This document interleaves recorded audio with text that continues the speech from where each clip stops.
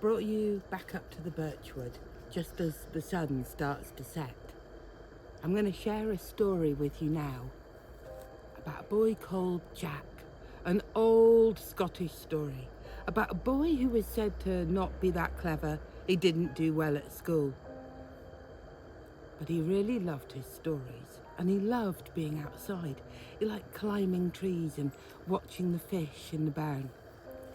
When he was old enough to leave school, he went and got a job working for the meanest man in the area, the laird, the lord of the manor, who paid him just a few pennies a week to count his sheep in the morning, watch them out in the meadow during the day, and then make sure they all got safely home in the evening. Every day, Jack sat outside in the meadow watching the sheep. Every lunchtime, his mum would come up.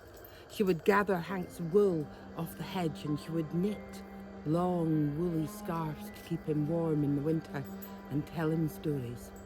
When school was done, his best friend Molly would come and Jack would share the stories with her.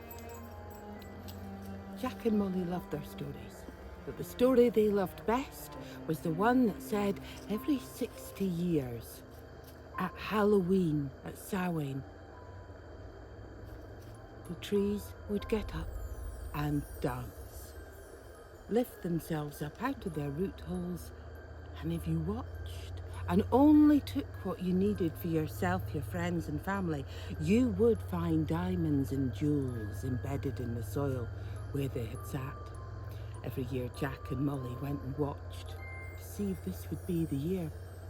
And a few years went by and nothing much happened, and then one year they heard a curious sound.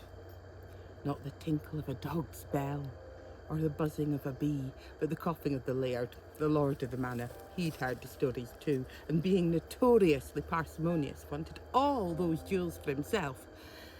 Jack and Molly heard the wheat. They were quiet and watched and waited. There was a little magic in the air, and sure enough, as the sun set low in the sky, the trees started to move, get up and dance. Jack stepped into a root hole, and there he found 3-4 diamonds and put them in his pockets, but he soon heard Molly shout to him, "Jack, Jack," and he turned round and realised for every jewel he'd taken he was a little further below the ground. But he wasn't the stupid boy he'd been told he was.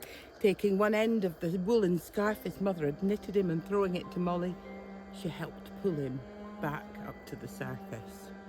But they heard the creak and the rustle of the trees returning, and then they heard the voice of the laird.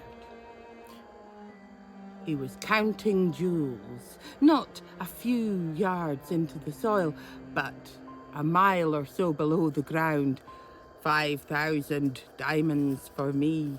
Jack and Molly, being kind-hearted, ran over to where old Cruvy, the oak tree, had once embedded its roots and called down, "Sir, sir." But the laird would have none of it and would not give up as well.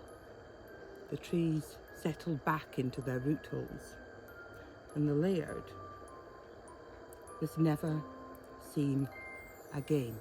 But it's said that if you go into the right wood, in the right bit of Scotland, at Halloween and listen very carefully, you can still hear his voice echoing from beneath the ground.